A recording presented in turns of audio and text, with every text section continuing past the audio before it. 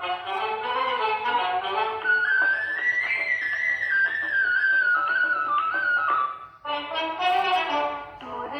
वाले मुरली बजा, सुन सुन मुरली को नाचे दिया।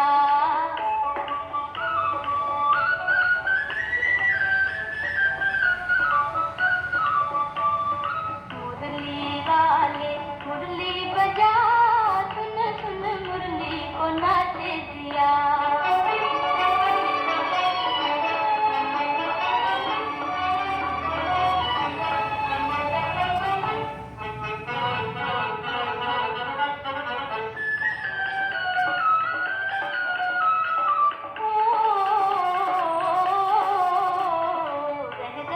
आज मेरा डोले है मन हो, रह रह के आज मेरा डोले है मन हो, डोले है मन। जाने न प्रीत मेरे भोले सजन हो, जाने न प्रीत मेरे भोले सजन, मेरे भोले सजन। कैसे छुपाऊं हाय दिल की लगन, हाय दिल की लगन। कैसे छुपाऊं हाय दिल की लगन, हाय दिल की लगन। मौसम प्यारा ठंडी हवा, दिल मिल जाए वो जादू जगा। मुरली वाले मुरली बजा, सुन सुन मुरली को नाचे दिया।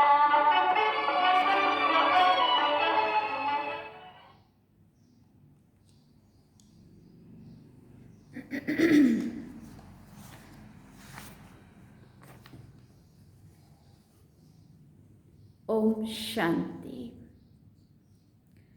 बाबा गुड मॉर्निंग। आज बाबा के 11 अप्रैल 2021 के महावाक्य हैं।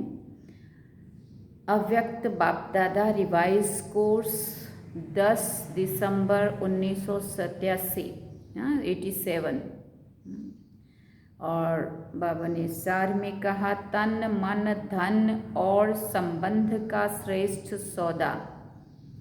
तन मन धन और संबंध का श्रेष्ठ सौदा। अब इसका विस्तार सुनेंगे। आज सर्व खजानों के सागर रत्नागर बाप अपने बच्चों को देखकर मुस्कुरा रहे हैं कि सर्व खजानों के रत्नागर बाप के सौदागर बच्चे अर्थात सौदा करने वाले कौन हैं और किससे सौदा किया है। परमात्म सौदा देने वाले और परमात्मा से सौदा करने वाली सूरतियाँ कितनी भोली है और सौदा कितना बड़ा किया है।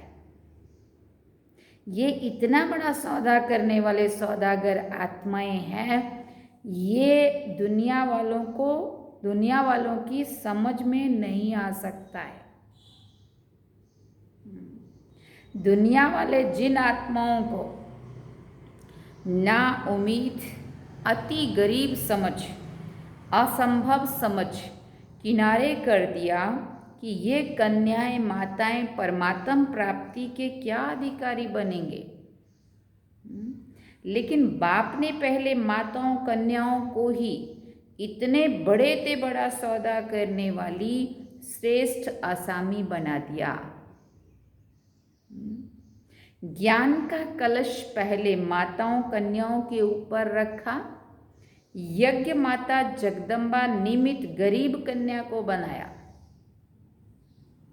माताओं के पास फिर भी अपनी कुछ न कुछ छिपी हुई प्रॉपर्टी रहती है, ये भी बाबा को पता है। लेकिन कन्या माताओं से भी गरीब होती है। या तो बाप से मांगेंगी, भाई से मांगेंगी, माँ से मांगेंगी, कन्याओं का अपना कुछ नहीं होता। तो बाप ने गरीब को गरीब से गरीब पहले सौदागर बनाया और सौदा कितना बड़ा किया। जो गरीब कुमारी से जगदम्बा सो धन की देवी लक्ष्मी बना दिया। जो आज तक भी भले कितने भी मल्टी मिलियनियर, कितने भी करोड़पति हों, लेकिन लक्ष्मी से धन जरूर मांगेंगे। सोचो कितनी बड़ी बात है ये।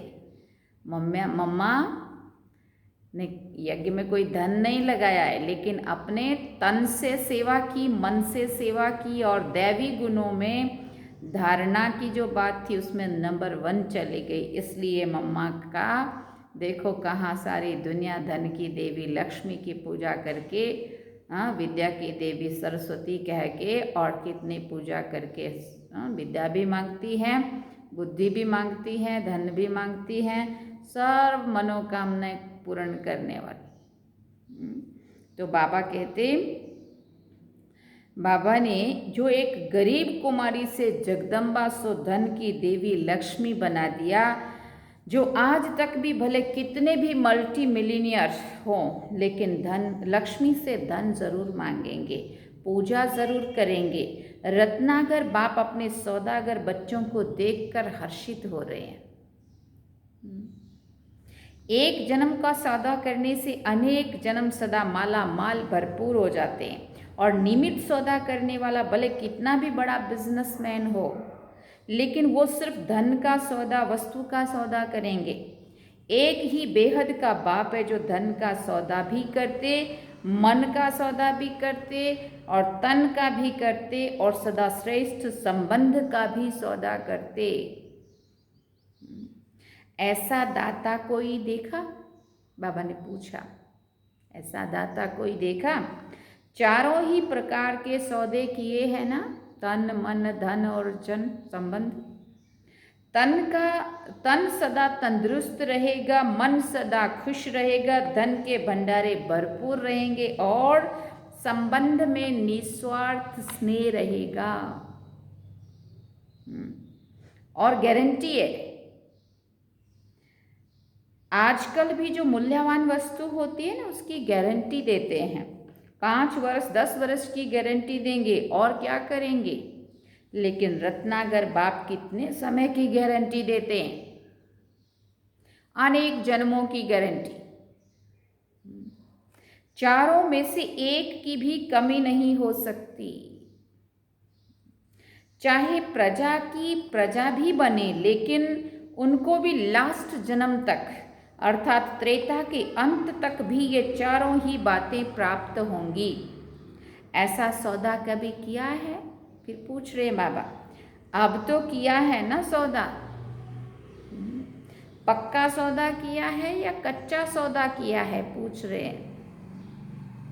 ये हमें अपने आप को पूछना है, हमने बाबा से पक्का सौदा किया है या कच्चा सौदा किया है? परमात्मा से कितना सस्ता सौदा किया है, कर दिया, कोई काम की चीज दी। क्या दिया? बदले में क्या दिया? कोई काम की चीज दी। फॉरेनर्स बाप दादा के पास सदैव दिल बनाकर भेज देते हैं। पत्र भी दिल के चित्र के अंदर लिखेंगे, गिफ्ट भी दिल की भेजेंगे। तो दिल दिया ना, लेकिन कौन सी दिल दी? एक दिल के कितने टुकड़े हुए पड़े थे?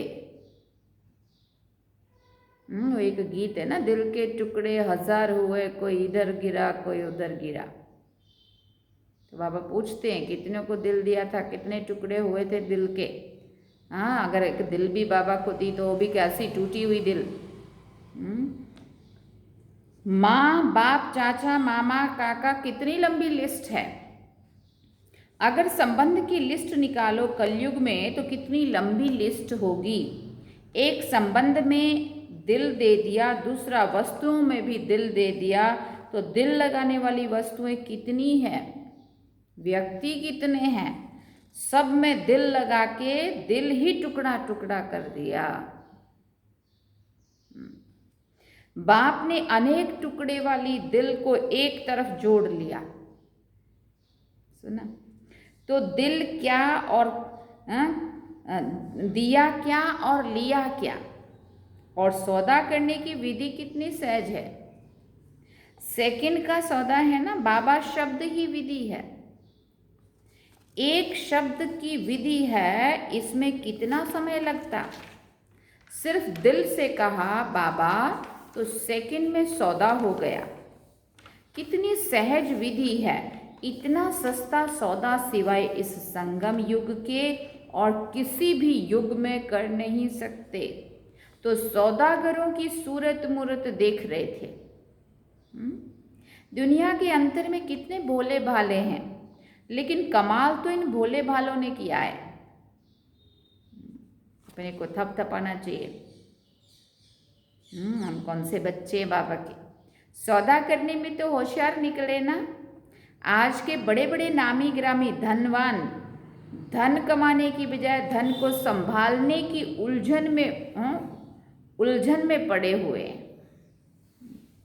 उसी उलझन में बाप को पहचानने की भी फुर्सत नहीं है। अपने को बचाने में, धन को बचाने में ही समय चला जाता है। पहले हेरा फेरी से कमाओ और फिर उस कमाए हुए को हेरा फेरी से बचाओ या छुपाओ या जो भी है ना। बाबा कहते हैं उसी में टाइम चला जाता है। अगर बादशाह भी है तो फिक्र वाले बादशाह हैं, क्योंकि फिर भी काला धन है ना, इसलिए फिक्र वाले बादशाह हैं। और आप बाहर से बिन कौड़ी हो फिर भी, लेकिन बेफिक्र बादशाह हो, बेगर होते भी बादशाह। शुरू में साइन क्या करते थे? बेगर टू प्रिंस। अभी भी बादशाह और भविष्य में भी बादशाह हैं। आजकल के जो नंबर 1 धनवान आसामी है, उनके सामने आपके त्रेता अंत तक वाली प्रजा भी ज़्यादा धनवान होगी। सुना? आजकल के जो नामी ग्रामी है ना, बहुत अपने को दुनिया का या भारत का पहला नंबर धनवान अमीरा समझते हैं अपने आप को। बाबा कहते वहाँ तो त्रेता के अंत तक की जो प्रजा है ना, उसके पास भी उनसे ज़्यादा होगा। आजकल की संख्या के हिसाब से सोचो, धन तो वही होगा और दबा हुआ धन भी निकलेगा। सुना?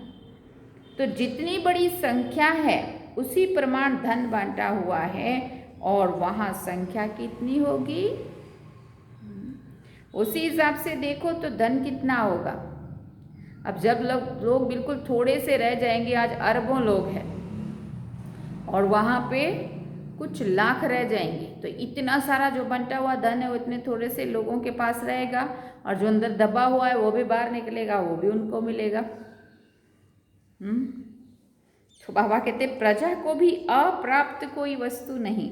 तो बादशाह हुए ना। बादशाह का अर्थ ये नहीं है कि तख्त पर बैठें। बादशाह अर्थात भरपूर, अप्राप्त नहीं कोई वस्तु, कमी नहीं। तो ऐसा सौदा कर लिया है या कर रहे हैं? बाबा ने पूछा। वह अभी सोच ही रहे हो। कभी कोई बड़ी चीज सस्ती और सहज मिल जाती है ना, तो भी उलझन में पड़ जाते हैं कि पता नहीं ठीक है वह नहीं।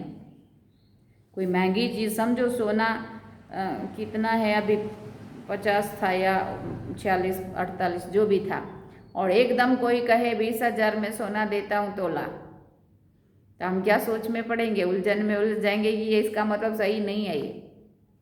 अब वो चाहे ब्लैक वाला ही क्या चोरी का ही माल बेच रहा हूँगा, सस्ते में होगा रियल गोल्ड, लेकिन वो दे रहा है 50 की चीज़ 30 में या 25 में 20 में, और हम समझने लग गए कि पता नहीं है असली नहीं होगा इसका मतलब, इसलिए ही दे रहा है इतना सस्ता, है ना। तो बाबा वही बात यहाँ कह रहे हैं कि कभी कोई बड़ी चीज़ सस्ती और सहज मिल जाती है ना, तो उलझन में पड़ जाते हैं कि पता नहीं ठीक है व नहीं। तो यहाँ पे भी ये ज्ञान एक बहुत ही महंगी चीज़ है, समझ लो। महंगी चीज़ माना हीरे तुल्य जीवन बनाने वाला है ज्ञान। और ये ज्ञान अगर किसी को सहज से समझ में ऐसे नहीं आएगा। हाँ, अगर कोई को सुनाएंगे, बोलेंगे पता नहीं है ठीक भी है कि नहीं है, सच है कि नहीं है, इतना सहज थोड़ी भगवान आ जाएगा और हमें पढ़ाने लग जाएगा, सुनाने समझाने लग जाएगा या देवता बना देगा, है ना। तो इतना निश्चय नहीं होता। तो बाबा कहते ऐसी उलझन में तो नहीं होना, क्योंकि भक्ति मार्ग वालों ने सहज को इतना मुश्किल कर और ही चक्कर में डाल दिया है, तो आज भी बाप को उसी रूप में ढूंढते रहते हैं। छोटी बात को बड़ी बना दिया है, इसलिए उलझन में पड़ जाते हैं। ऊंचे से ऊंचा भगवान, उनसे मिलने की विधियां भी लंबी चौड़ी बता दी। उसी चक्र में भक्त आत्माएं सोच में ही पड़ी हुई है। भगवान भक्ति का फल देने भी आ गए हैं, लेकिन भक्त आत्माएं उलझन के कारण पत्ते पत्ते को पानी देने में बिजी हैं। भगवान आ चुका है और आकर के खेल भी पूरा होने वाला है, वो आके वापस जाने वाला है, हम सबको ले जाने वाला है। कहाँ किसी को समझ में आ रहा है? कहाँ 85 ईयर्स हो गया भगवान को धरा पे आए हुए, और कहाँ भक्तों को अभी तक भी भक्त अभी पुकार ही रहे हैं। वो आ चुका है, वो समझ ही नहीं पा रहे। कितना भी आप संदेश देते हो तो क्या कहते हैं, इतना ऊंचा भगवान ऐसे सहज आ जाए, ये हो ही नहीं सकता, मानते ही नहीं है, निश्चय नहीं होता। हाँ, हम कितने लकी हैं जो एक बार में ही निश्चय हो गया, भगवान आया है, वहाँ सच सत्यवचन महाराज सच में आया है, पहचान मिल गई, समझ आ गई। भाग्यशाली है ना। इसलिए बाप मुस्कुरा रहे थे कि आजकल के चाहे भक्ति के नामी ग्रामी, चाहे धन के नामी ग्रामी, चाहे किसी भी ऑक्यूपेशन के नामी ग्रामी, अपने ही कार्य में बिजी हैं। लेकिन आप साधारण आत्माओं ने बाप से सौदा कर लिया, पांडवों ने पक्का सौदा कर लिया है ना। फिर बाबा पूछ रहे हैं, डबल फॉरेनर्स सौदा करने में होशियार हैं। सौदा तो सबने किया, लेकिन सब बात में नंबरवार होते हैं। बाप ने तो सभी को एक जैसे सरब खजाने दिए, क्योंकि अखुट सागर है ना। बाप को देने में नंबरवार देने की आवश्यकता ही नहीं है। वो तो चाहे जितना मर्जी ले लो, बस ये तो तुम्हारे ऊपर है, तुम कितना बर्तन लेके आते हो और कितना तुम भर के जाते हो। बाबा तो अखुट सागर है जो कभी खुट नहीं सकता, चाहे जितना मर्जी ले लो। जैसे आजकल की विनाशकारी आत्माएं कहती हैं कि विनाश की इतनी सामग्री तैयार हुई है, जो ऐसी कई दुनियाएं विनाश हो सकती हैं।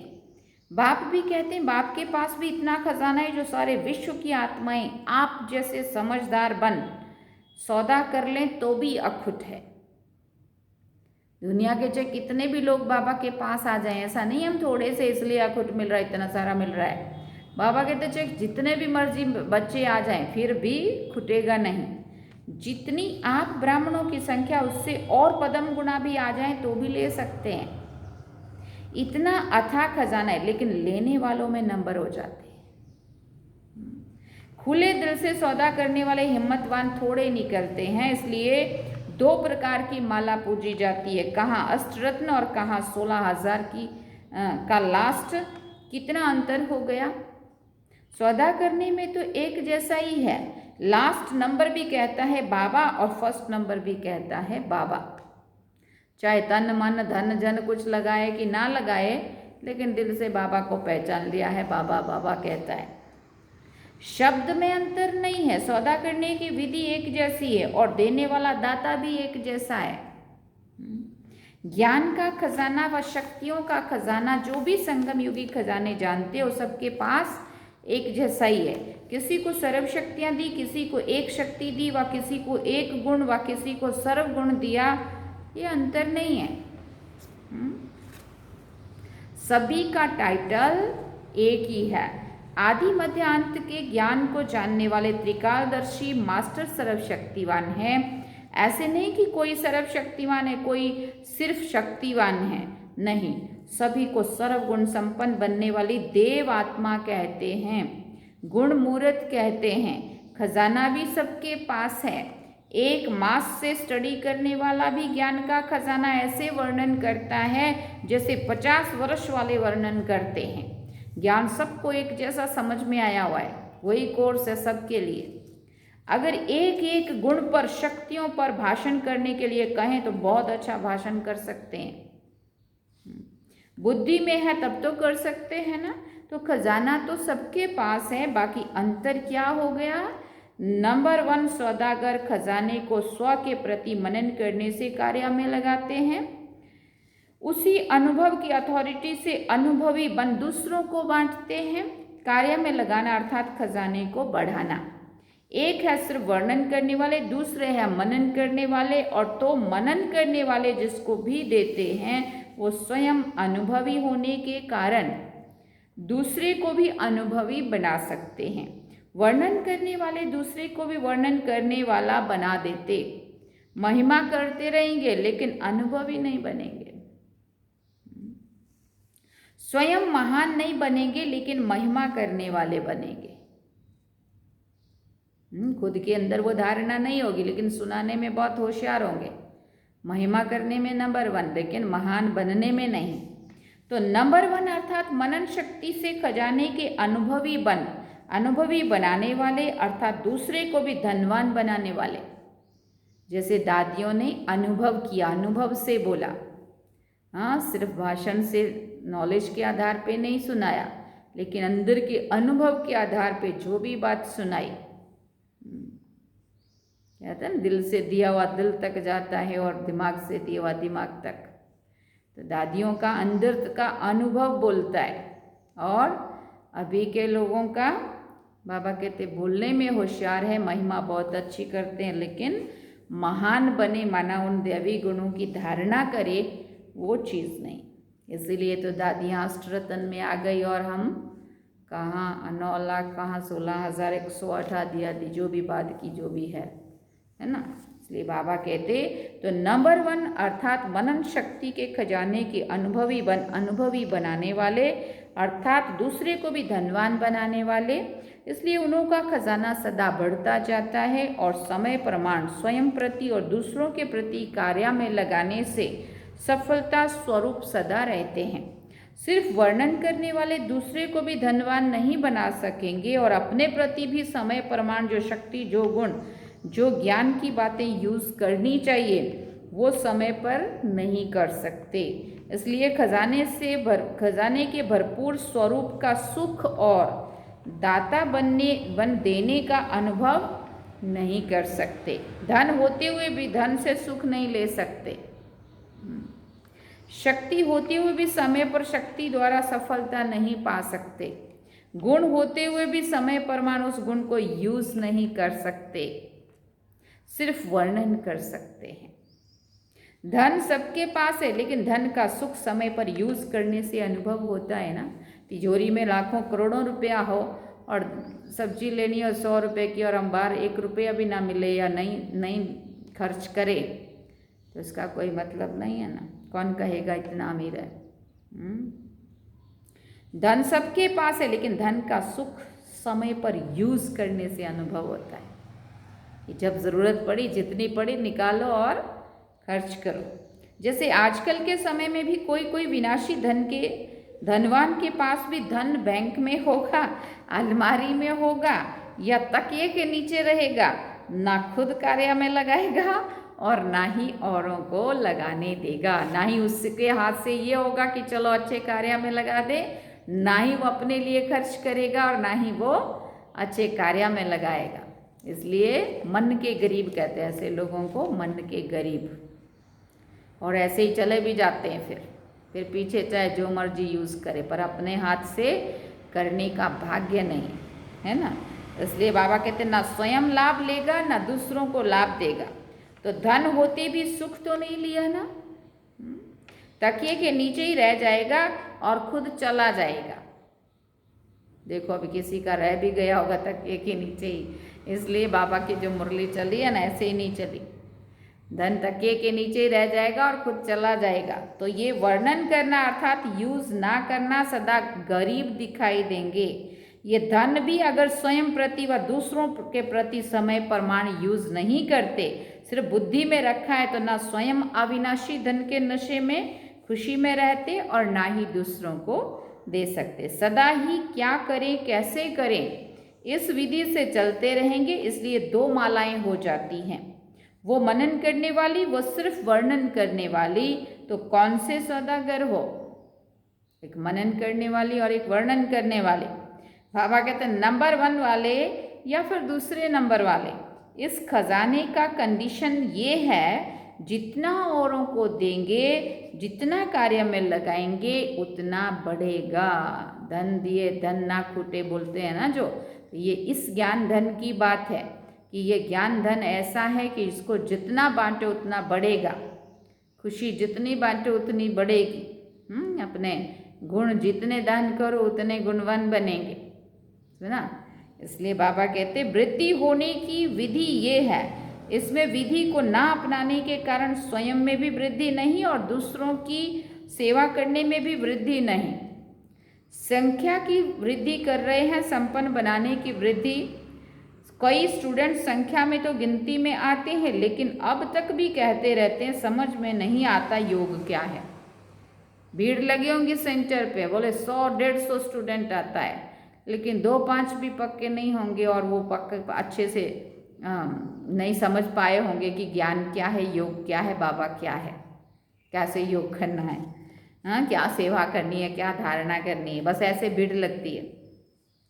बाप को याद कैसे करें, अभी शक्ति नहीं है तो स्टूडेंट्स की लाइन में तो है, रजिस्टर में नाम भी है, लेकिन धनवान तो नहीं बनाना। मांगता ही रहेगा, कभी कोई टीचर के पास जाएगा मदद दो, कभी बाप के पास से रूढ़िहान करेगा मदद दे दो। समझ नहीं आया होगा तो बार बार वो समझने की कोशिश करेगा कि कहीं से क्योंकि अप्राप्त लग रही है उनको, कोई प्राप्ति जैसा अनुभव नहीं हो रहा है, इसलिए कभी किसी को कहेगा आप मुझे मदद करो, कभी किसी के पास, कभी बाबा से रूढ़िहान योग में कर लेगा, तो भरपूर तो नहीं हुआ ना। जो स्वयं अपने प्रति मनन शक्ति से धन को बढ़ाता है वो दूसरे को भी धन में आगे बढ़ा सकता है। मनन शक्ति अर्थात धन को बढ़ाना, तो धनवान की खुशी, धनवान का सुख अनुभव करना, समझा। मनन शक्ति का बहुत महत्व है, पहले भी थोड़ा इशारा सुनाया है और मनन शक्ति के महत्व का आगे भी सुनाएंगे। चेक करने का काम देते रहते हैं, रिजल्ट आउट हो और फिर आप कहो कि हमें तो पता नहीं था, ये बात तो बाप दादा ने कही नहीं थी, इसलिए हम रोज सुनाते रहते हैं। चेक करना अर्थात चेंज करना। अच्छा, चेक करना अर्थात चेंज करना। अच्छा, सर्वश्रेष्ठ सौदागर आत्माओं को, सदा सर्व खजानों को समय परमान कार्य में लगाने वाले महान विशाल बुद्धिवान बच्चों को, सदा स्वयं को और सर्व को संपन्न अनुभव कर अनुभवी बनाने वाले, अनुभव की अथॉरिटी वाले बच्चों को ऑल माइटी अथॉरिटी बाप दादा का याद प्यार और नमस्ते। हम रूहानी बच्चों की भी रूहानी माता पिता बाप दादा को दिलवा चांद सीखवा प्रेम से याद प्यार, गुड मॉर्निंग, नमस्ते, थैंक्स बाबा जी। ईस्टर्न जोन के भाई बहनों से अव्यक्त बाप दादा की मुलाकात। ईस्ट से सूर्य उदय होता है ना, तो ईस्टर्न जोन अर्थात सदा ज्ञान सूर्य उदय है ही। ईस्टर्न वाले अर्थात सदा ज्ञान सूर्य के प्रकाश द्वारा हर आत्मा को रोशनी में लाने वाले, अंधकार समाप्त करने वाले। सूर्य का काम है अंधकार को खत्म करना। तो आप सब मास्टर ज्ञान सूर्य अर्थात चारों ओर का अज्ञान समाप्त करने वाले हो ना। सभी इसी सेवा में बिजी रहते हो या अपनी व प्रवृत्ति की परिस्थितियों के झंझट में फंसे रहते हो। सूर्य का काम है रोशनी देने के कार्य में बिजी रहना, चाहे प्रवृत्ति में, चाहे कोई भी व्यवहार में, चाहे कोई भी परिस्थिति सामने आए, लेकिन सूर्य रोशनी देने के कार्य बिना रह नहीं सकता। तो ऐसे मास्टर ज्ञान सूर्य हो या कभी उलझन में आ जाते हो? पूछा बाबा ने। पहला कर्तव्य है ज्ञान की रोशनी देना।